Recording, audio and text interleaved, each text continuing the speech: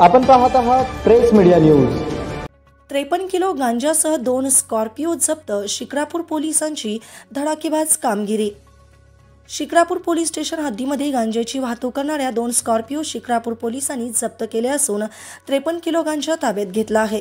त्याचबरोबर वैष्णव वैजनाथ ढाकणे, स्वप्नील गोरक्षनाथ खेडकर, हर्षद देवीदास खेडकर तसेच शुभम बंडू जवरे, तुषार रामनाथ जवरे व अक्षय कांतीलाल आवाड असे 6 जणांना बेड्या ठोकण्यात आल्या आहेत।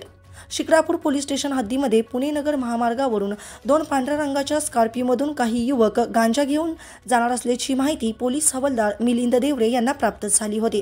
त्यानंतर पोलीस निरीक्षक दीपरतन गायकवाड यांच्या मार्गदर्शनाखाली शिक्रापूर येथे पुणे नगर महामार्गावर सापळा लावला असता त्यांना 2 पांढऱ्या रंगाच्या स्कॉर्पिओ आल्याचे दिसून आले।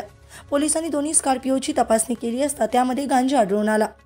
दरम्यान पोलिसांच्या पथकाने दोन्ही स्कॉर्पिओसह त्यामध्ये असलेला तब्बल 53 किलो गांजा जप्त केला।